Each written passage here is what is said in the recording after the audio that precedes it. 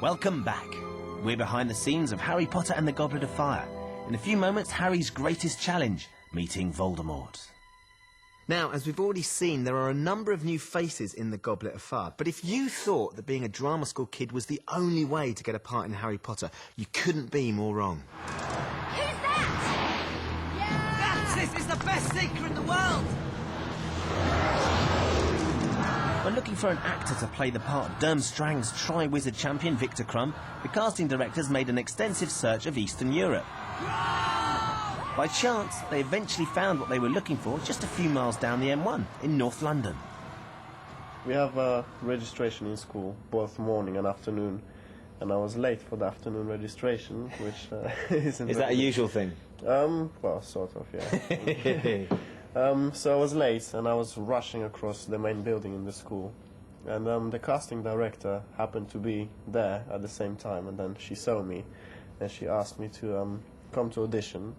And he either misunderstood or thought they can't mean it and had not attended the audition. I got a phone call, which was a bit of a unhappy phone call saying, "Oh, why didn't you come? You know, it's important. You should be here." But they showed me the raw tapes, the tape that they do of absolutely anybody. You know, you've got 15 seconds to say your name, your age, and where you live, and actually very often you can tell from that. And he looked very interesting. I saw Mike new, and he made me feel so home. You know, I was so relaxed and everything. The camera was there, so it was my first time being filmed properly. And I happened to be the chosen one. It's him, Victor Crumb. And Stan's not the only one with a fairy tale story. Well, my dad was watching telly one day, and he seen an advert for the role of Cho Chang. And so he just suggested, maybe we should go down and give it a try. But then when I got down and I seen the length of the queue, I thought, oh, let's just go shopping, right? How long was it? I don't know, it must have been about a mile or something. In those sessions, there are always, there's lots of choice, and they're all terrific. So we queued for ages, and when we got there, I was only inside for about 5 minutes. And there was this one little thing that was special about her, and that was that there was this lovely late Scottish accent that came out of this perfect Chinese girl's face. And that was just too juicy to pass up. When I first met the cast, I was, really starstruck. Really? Yeah. Why? I don't know, just, seeing them on telly and then seeing them in real life, it's completely different. They're all really down to earth, and it was just great because we're like best of friends now. They will be the first to enter the maze, followed by Mr. Crumb. But that first day on set, what was that like? My heart was literally jumping out my body, and we were in the maze, which is probably one of the best scenes in the film. We had to come around corners and meet each other and start fighting magically.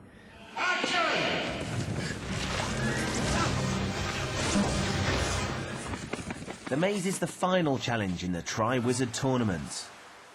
In the maze, it's kind of, the enemy is yourself. That's the interpretation which has been had in the film. And the darkness and the competition, it drives all the competitors a bit insane. For Harry, the maze holds great danger as Voldemort's evil plan for him starts to come to fruition. Without the boy. No! The boy is everything. It cannot be done without him, and it will be done exactly as I said. I will not disappoint you, my lord. I love doing the graveyard scene. I want you to look at me when I kill you. Simply because it was a challenge. Not a boy, Harry.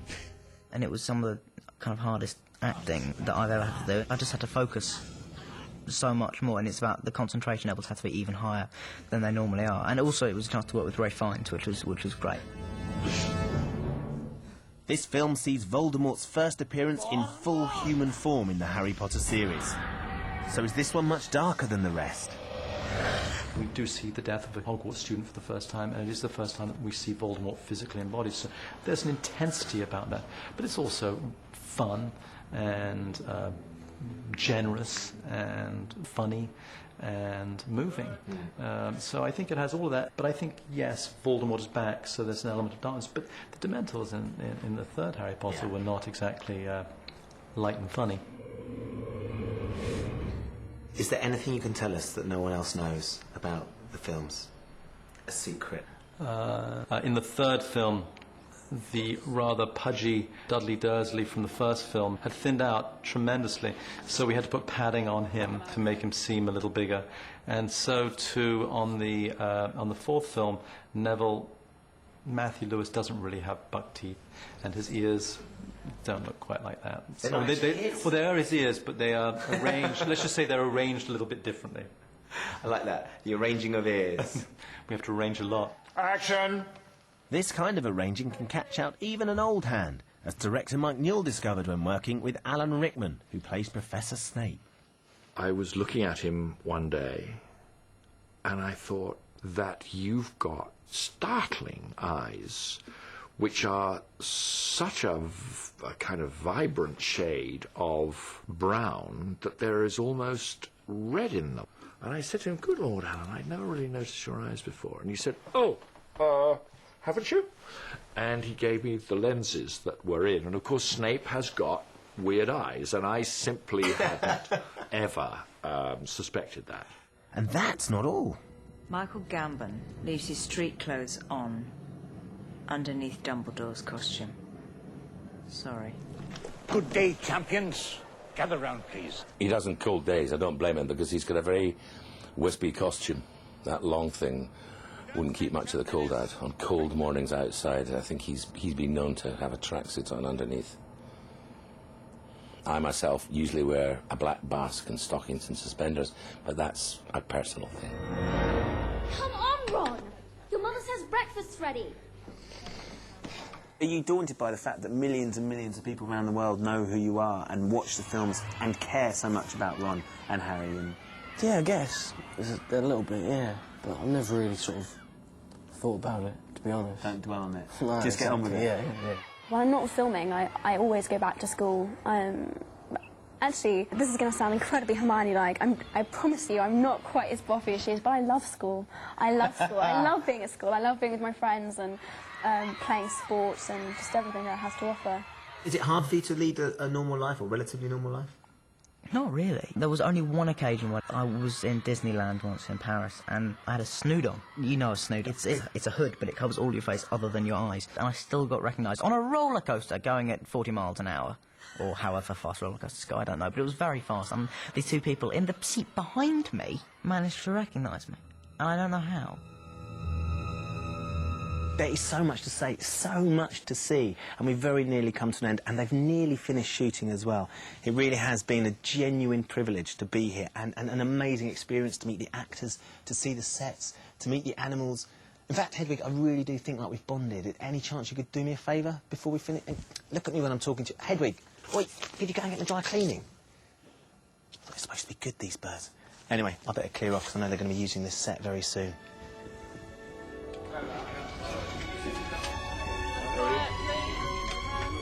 And action.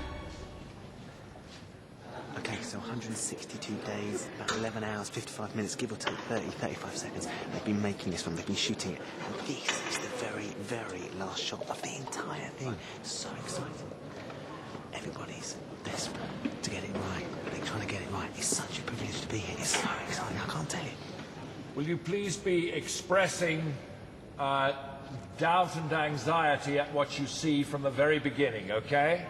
All right, here we go. Remember to keep the candle high. All right, let's shoot. Stand by. Okay, still and quiet, please. Because of the technical complexity of the scenes and the time restrictions involved in working with a young cast, it takes more than twice as long to make a Harry Potter film as it does to make your average movie. Hermione, when did you get here? Just now, you? Last night. It's the last shot of the last day. Yeah. How are you feeling?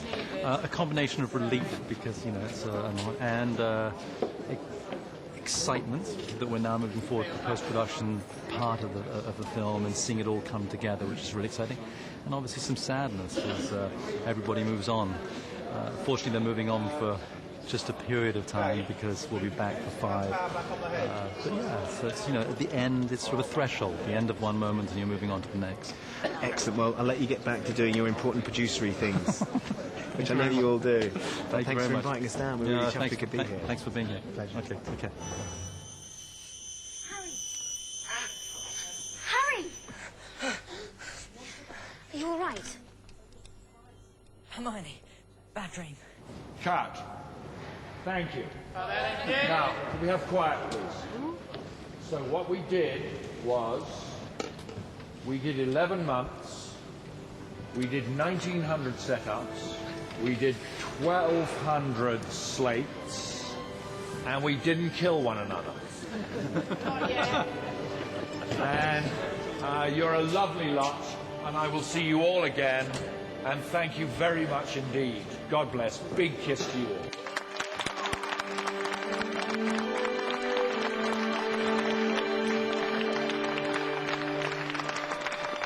Okay, that's it, the 4th film, the finished shooting. They're moving on to the 5th already. Well done.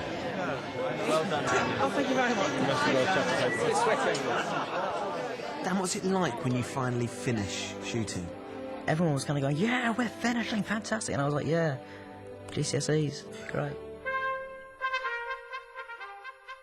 Coming next on ITV1, the show that Saturday night was made for. The Conway sisters are really going to have to fight to get through tonight's vote, as the final 7 must become 6 on the X Factor. It's Millionaire at 8:10, and don't miss the results of tonight's X Factor vote.